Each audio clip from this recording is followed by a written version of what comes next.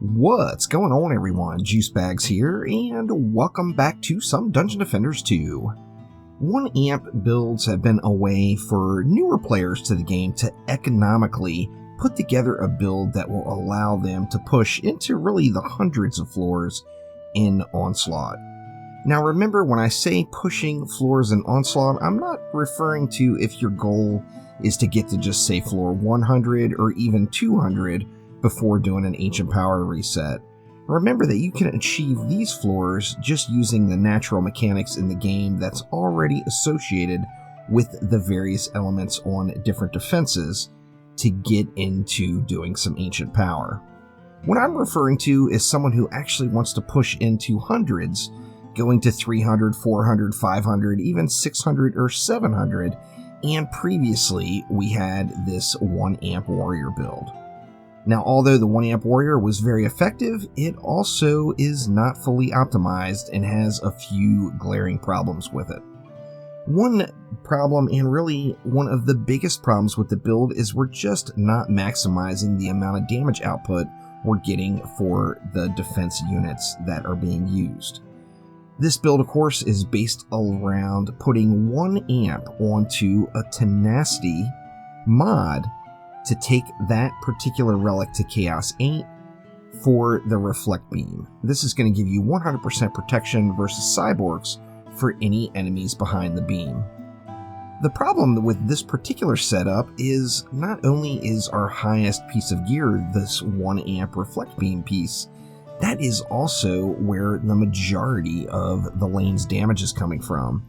If we take a look at the DU being spent, we've got 30 DU into a Flame Aura, and another 20 DU into a Lightning Strike Aura.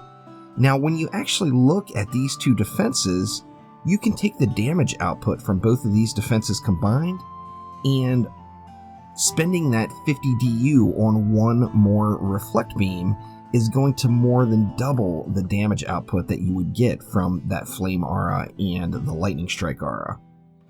Now, in addition to that, the most effective area of poison coverage we have is in the back here, where the legs of the Proton are spread as wide as possible.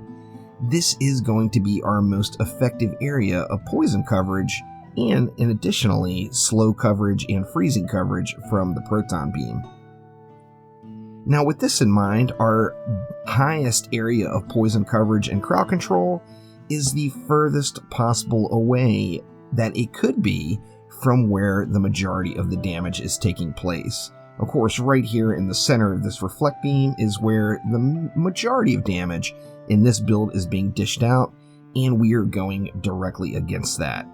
Now, you could always reverse that and put the Proton Beam up inside the Reflect Beam. However, you are greatly reducing the amount of area you're going to cover with the Proton Beam. This is going to allow any enemies that get pushed to the outside just to run right past the whole enchilada. Now, you could save yourself 10 DU and get maximum lane coverage and throw the Proton Beam like this, but then you're stepping it up a notch, and it's no longer a 1 amp build, it is now a 2 amp build. So this is going to double the cost of the setup and require you to have another 10 out of 10 tenacity. Now, we've also are overcapping this Proton Beam for frost lanes, which, as most of you know, the higher you push in Onslaught, the more frequently you're going to see. And you could use automation instead of another amp on this, but you would then be losing the benefit of overcapping this defense on its defense rate. So I got together with Random Persson. For those of you that don't know Random, he is one of the guys on the leaderboard with a number 1 next to his name, and actually was able to achieve that with no Ancient Power at all. So Random Persson is a wealth of knowledge for Dungeon Defenders 2, and a go-to for really all things Dungeon Defenders 2. So with that in mind, we are going to trash this build altogether and jump into the new era with the 1 amp Titan. Here we go.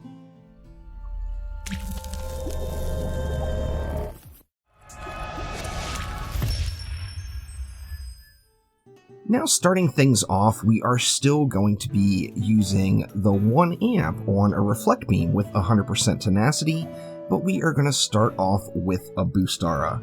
On my boost aura, I've got Power Servo, Diverse Power Servo, and Defense Range Servo. Now, the best possible mods we could put onto a boost aura for power is first off going to be Diverse Power, second would be Diverse Crit Damage, third would be the Power Servo, and fourth would be the Crit Damage Servo. Now, I've got the number 1 and the number 3 mod in place, and I personally like to get a little bit more defense range out of my boost aura because I do use the Boosted Grasp Shard. Boosted Grasp is an incredible slow on most lanes in the game, and by getting a larger range on my boost aura, I'm able to take advantage of Boosted Grasp even further. Now, in addition to that, I'm using the Destruction Shard and the Deadly Strike Shard to go along with that Defense Range Servo to create a nice large boost aura that's able to cover a pretty wide area and provide that slow and the boost that you would want. Now from here, we're going to be moving over to the Reflect Beam. Now, of course, my Reflect Beam is fully upgraded. However, to get the raw benefit of this Reflect Beam, you only need 1 amp, hence the name, the 1 amp Titan. Now, here you're going to be using that 1 amp to take your defense rate and your tenacity to a point where they're going to give you either 100% protection or remedy the use of a defense rate shard. Now, I'm combining it with anti-melee servo. The controller servo would be another go-to pick for this build. However, on my personal setup, I do have anti-melee. Now, we're going to start off by trying to get our maximum amount of coverage in the lane. Now, what I mean by that is we want to be able to cover the full width of one node with the Reflect Beam, or pardon me, one panel, or 2 nodes with the Reflect Beam. So what we're going to do is start off directly behind this boost aura, come up, and most of you are familiar with the T-shape builds for the Reflect Beam. We are going to make that T-shape. Now remember, we want to spend the next 50 DU on another Reflect Beam and not mess around with that Flame Aura or Lightning Strike Aura unless we need it for situational usage. So what we can do here is get in just one more entire layer with another T from the Reflect Beam. Now this is going to allow us to maximize the damage output that we're getting for the DU that's getting spent. Then we're going to be moving on over to a Proton Beam. Now on my Reflect Beam, I do have that Shattering Torpedo, Vicious Strikes, and Mass Destruction. If you're just starting in the game, Mass Destruction can be swapped out for a regular Destruction Shard. However, you're going to want the Shattering Torpedo, and you're really going to want Vicious Strikes, as that is going to maximize the range of the torpedo explosions on the Reflect Beam. Now moving on to our Proton Beam, we've got 2 goals of the Proton Beam. First off, we got to have Poison Servo on it, as we want to apply poison to the lane to combine with the earth damage available from Shattering Torpedo. So poison is a mod that you must have on the build. In addition to that, we want the Defense Rate Servo. Now, in this situation, as you see, I've got a Chaos 7 mod, or Chaos 7 Relic. It's only actually got 2 mods on it, so we are going to use that Poison Servo, Defense Rate Servo, along with Frosty Beam's Defense Rate and Destructive Pylon. Now, I mentioned earlier overcapping the rate on the defense for protection versus the Frost Orc Freeze. Now, ideally, you're going to want to get to as close to 100% as you can. Remember, you do have 35% defense rate from your Ascension, so you get the free 35%. And then here, I'm combining that with 41% on a Gilded Defense Rate Shard with a 9 out of 10 defense rate mod. Now, if you didn't have a Gilded Defense Rate Shard and just had a regular one, you're actually going to be at 99.94% on your defense rate. So you're not quite at 100, but you're pretty darn near. So if you don't have that Gilded Defense Rate, don't sweat it. If you do have the Gilded Defense Rate, that will allow you to go past 100% where you can use a lower quality Poison Servo. Now we do want Destructive Pylon in the mix. Destructive Pylon, of course, is that first Hyper Shard you're going to get from doing Prime Incursions. So if you clear all of Prime 1, you're going to have yourself a shiny new Destructive Pylon Shard, and that is really easy to obtain in a very short amount of time for a newer player. Now, Destructive Pylon, of course, is going to give that damage buff to all of the defenses within about 1,000 range units of the center of that defense. How the Proton Beam works with that is it depends on how many nodes you're using. If you're using one node, it's going to buff off the first node you place. If you're using 2 nodes, it's going to buff off the center node. And if you're going to use 3 nodes, it would buff off the first of the center nodes. Now, what we're going to do to maximize the amount of range coverage is we're going to use a 3-node Proton Beam.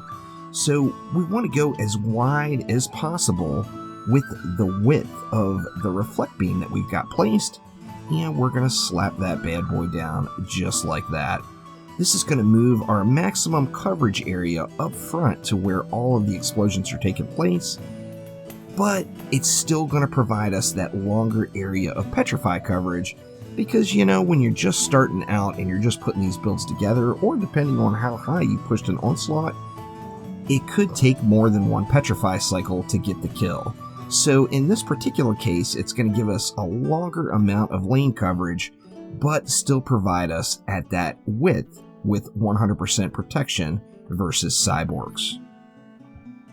Now, as you see, we did spend 180 DU here, and this is 180 DU worth of pure power that still provides 2 different slows from the Boostara and the Proton Beam, 2 different stuns from the Petrify combo, which is Poison and Earth, and the freeze that is along on those Proton Beams as well. And this is going to allow you to take on the majority of lanes you will encounter in Onslaught.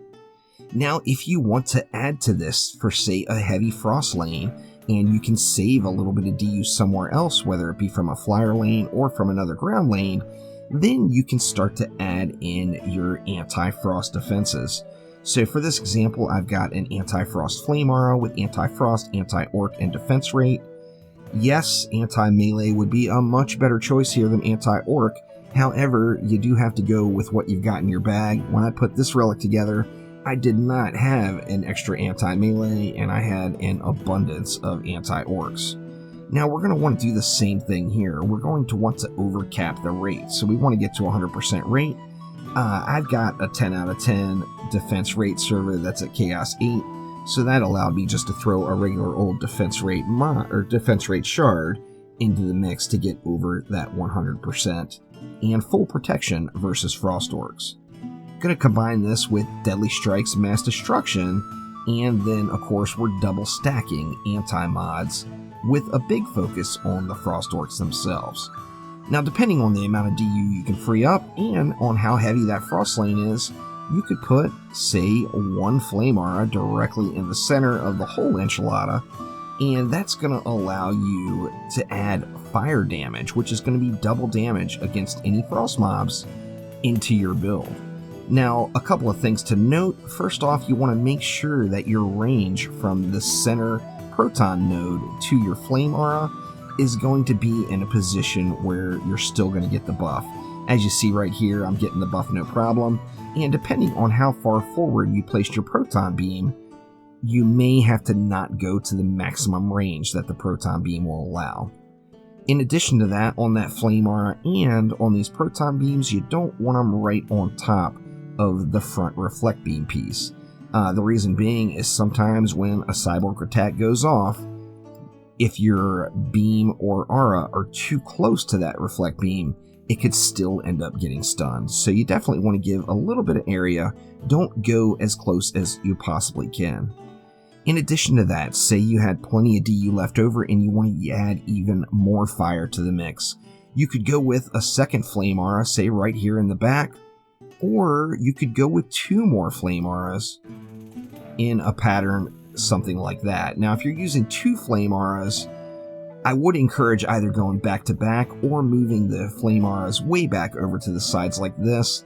That way, if you put the 2 Flame Auras with a third in the back, the exact opposite of how I have it set up here, The problem you're going to run into then is your flame arms are going to be out in the open, and they are not going to be cyborg protected.